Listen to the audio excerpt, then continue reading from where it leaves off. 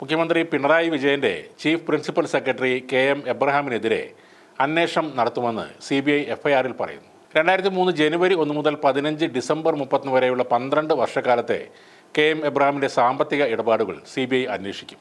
എബ്രഹാമിനെതിരെ അന്വേഷണം വേണമെന്നാവശ്യപ്പെട്ട് പരാതിക്കാരൻ ജോമോൻ പുത്തൻപുരക്കലായിരുന്നു കോടതിയെ സമീപിച്ചത്. നിലവിൽ മുഖ്യമന്ത്രിയുടെ ചീഫ് പ്രിൻസിപ്പൽ സെക്രട്ടറിയും കിഫ്ബി CEOയുമാണ് എബ്രഹാം.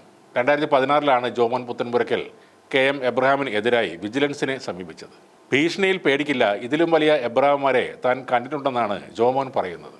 കുറ്റവാളികൾ എത്രമേൽ ശക്തരായിട്ടും തനിക്കെതിരെ വധശ്രമം വരെ ഉണ്ടാകും എന്നറിഞ്ഞിട്ടും നിയമത്തിൻ്റെ മുന്നിൽ ഇവരെയൊക്കെ കൊണ്ടുവരാനും ഒരു ചങ്കൂറ്റം വേണം.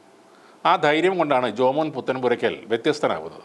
സിസ്റ്റർ അഭയ 1992-ൽ കൊല്ലപ്പെട്ട കേസിൽ ഇന്ത്യയുടെ ചരിത്രത്തിൽ തന്നെ ആ കൊലക്കേസിൽ സമാനതകളില്ലാത്ത നിയമപോരാട്ടം നടത്തി 2020 ഡിസംബർ 23-ന് പ്രതികളെ ജീവപര്യന്തം കഠിന തടവിന് കോടതി ശിക്ഷിച്ചിരുന്നു.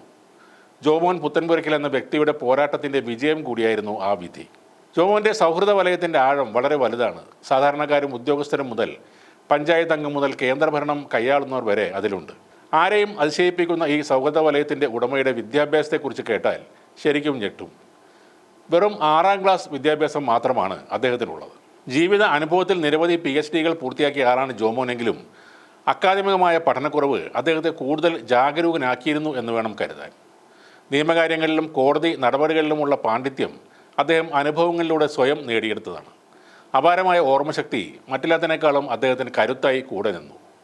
ആരോടും സത്യം പറയാനുള്ള അസാമാന്യ ധൈര്യവും അദ്ദേഹത്തിനുണ്ടായിരുന്നു. ജോമോൻ പുത്തൻപുരക്കലിനെ കുറിച്ച് ഒരു ഡോക്യുമെൻ്ററി സിനിമ നിർമ്മിക്കുന്നുണ്ട്.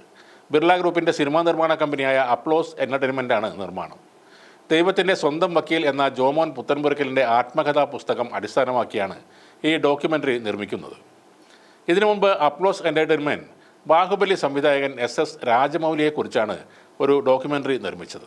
പലപ്പോഴും നിരന്തരം കേസുകൾ കൊടുക്കുന്നവർ ശല്യക്കാരനായ വ്യവഹാരി എന്ന നിലയിൽ പരിഗണിക്കാറുണ്ട്. എന്നാൽ ജോമോൻ രംഗത്തിറങ്ങിയ കേസുകളെല്ലാം ജനങ്ങൾ കൂടി ഏറ്റെടുത്തതായിരുന്നു. പോരാട്ടങ്ങൾ അവസാനിക്കാത്ത ഒരു ജീവിതമാണ് ജോമോൻ്റേത്. ആ പോരാട്ടത്തിൻ്റെ ലിസ്റ്റിൽ അവസാനമായി വന്നതാണ് എബ്രഹാമിൻ്റെ കേസ്. ജോമോൻ പുത്തൻപുരക്കലിൻ്റെ ആ പോരാട്ട വീര്യത്തിന് അഭിവാദ്യങ്ങൾ അർപ്പിക്കുന്നു.